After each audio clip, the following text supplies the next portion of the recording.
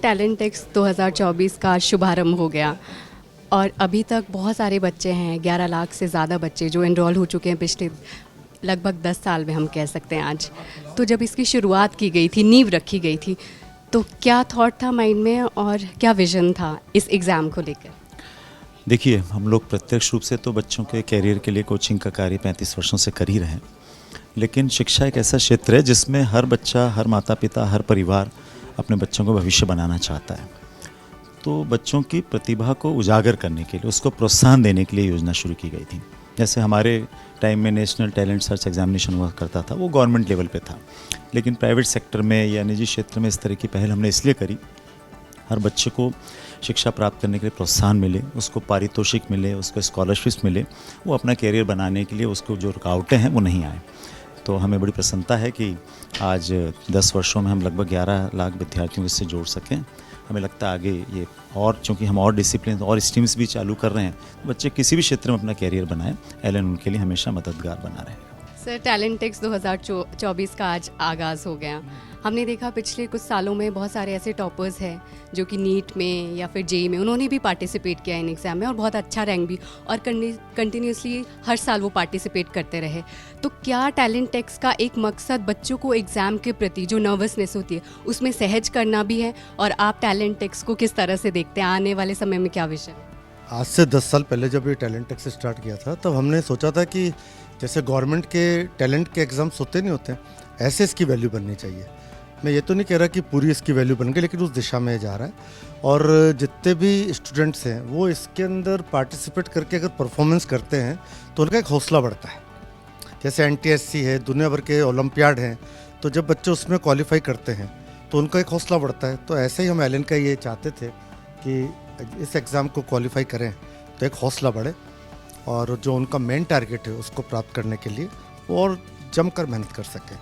तो talent x उसी हिसाब से किया जा रहा है। 10 साल हो गए, मुझे उम्मीद है कि अगले 4-5 साल में ये नेशनल लेवल पे अपना स्थान टॉप में बना लेगा। ठीक, thank you. Sir, talent x 2024 की शुरुआत हो गई है, रजिस्ट्रेशन आज ओपन हो चुका है, और बहुत सारे ऐसे बच्चे जो छोटे हैं अभी, उनके पेरेंट्स उनको मोटिवेट करते हैं कहीं ना कहीं। जो बच्चे बड़े हैं वो खुद भी 7th 8th या 10th स्टैंडर्ड के, तो जैसे टैलेंट एक्स की शुरुआत हो गई है, बच्चे एनरोल कर रहे हैं, और बहुत सारे ऐसे पेरेंट्स हैं ज़्यादातर छोटे बच्चों के लिए, तो वो इसको कैसे देखें और उनके लिए आप क्या कहना चाहेंगे? देखिए, किसी भी बच्चे में प्रतिभा है तो उसका आकलन समय पे होना बहुत ज़रूरी है, और ये एक पेरेंट्स की भी मन में रहता है कि मैं मेरे बच्चे को क्या इस कॉम्पिटिटिव लाइन में किस तरफ आगे बढ़ाऊं। और पहले कुछ एकेडमिक कॉम्पिटिशन्स हैं, अगर बच्चा इसके लिए अब उनको लगता नहीं फिट है तो उसको स्पोर्ट्स के लिए ले जा सकते हैं। और आजकल तो एलन में ये एक व्यवस्था हो गई कि हम उसको ये भी, अब हम जो दूसरे साइंस के अलावा भी हमने अब कॉमर्स और लॉ, इस तरह की सब चीज़ें भी शुरू करी। तो पहले ही उसका आकलन हो जाए और उसकी प्रतिभा को अगर हम सही समय पे सही दिशा दे दें तो ये टैलेंट एक्स उसका एक बहुत बड़ा माध्यम है। पिछले 10 वर्षों से ये बच्चों के बीच में, पेरेंट्स के बीच में काफ़ी लोकप्रिय है। 11 लाख से ज़्यादा बच्चे इससे अभी तक जुड़ चुके हैं, और ये साल अब वापस ये होने जा रहा है, 11वें वर्ष में प्रवेश कर रहा है। तो मुझे पूरा विश्वास है कि भारत के सभी पेरेंट्स और सभी स्टूडेंट्स इसका पूरा फ़ायदा उठाएंगे।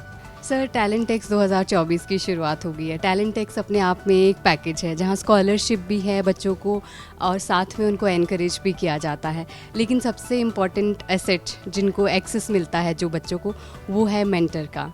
आप खुद एक मेंटर हैं, तो इसको आप किस तरह से देखते हैं? और जो बच्चे पार्टिसिपेट करने वाले और छोटी क्लास के बच्चे जिनके पेरेंट्स पार्टिसिपेट कराने वाले, उनसे क्या कहना चाहेंगे? देखिए, आजकल जो कॉम्पिटिटिव एग्ज़ाम्स हैं उनके अंदर बच्चों की इस तरह की लगातार कैरियर काउंसलिंग, जितने भी आपके एग्ज़ाम्स है कॉम्पिटिटिव एग्ज़ाम्स, उसके बारे में बच्चों को अनुभव के आधार पर गाइड करना बहुत ज़रूरी है, क्योंकि हर जगह आप देखिए कंपटीशन बहुत ज़्यादा है। अभी आपका नीट का एग्ज़ाम कल हुआ, उसका लगभग 21 लाख बच्चा बैठा है, तो 21,000 या 25,000 तक बच्चों को एक अच्छा मेडिकल कॉलेज गवर्नमेंट मिलेगा, तो लगभग 1-1.25% का रिजल्ट है। यानी बाकी सब क्या है, अगले और सोच रहे हैं कि क्या होगा। ऐसे आपका जेई मेंस का बच्चा बैठा, उसमें भी रिजल्ट कितना 1% रहता है। तो कॉम्पिटिटिव एग्ज़ाम बहुत बढ़ चुका है, तो इन लोगों के अनुभव के आधार पे बच्चों को मेंटरशिप मिलती है, और इस मेंटरशिप में हम जो टैलेंट एक्स का मतलब ही क्या है, हर में टैलेंट, हर बच्चा टैलेंटेड होता है, हर बच्चा गॉड गिफ्टेड होता है, हर बच्चा जो ऊपर वाला दुनिया में भेजता है तो उसको ऐसे गुण बच्चों के भेजता है वो कुछ भी कर सकता है।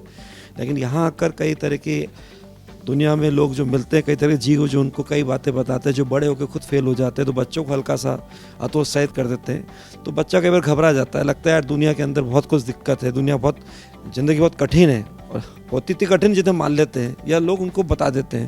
तो ऐसे जो मेंटर अनुभव रखते हैं, और जहाँ बच्चा टैलेंट टेस्ट के हिसाब से अपना जो कह दीजिए एग्ज़ाम के हिसाब से कुछ भी एक स्कॉलरशिप हासिल करता है, तो उसका अपना खुद का हौसला अफजाई तो होता है, सेल्फ मोटिवेशन मिलता ही है।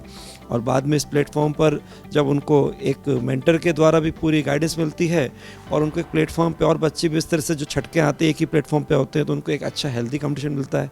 तो बच्चा अपने अंदर के जो भी कह दीजिए छुपी हुई ताकत है उससे वापस से अपने को जोड़कर और इसके अंदर लग जाता है, और फिर बच्चे के जब वापस से गुण एक्टिवेट हो जाते हैं वो कुछ भी कर जाता है। बस यही उसकी अच्छी पहचान एक दिलाने का तरीका है।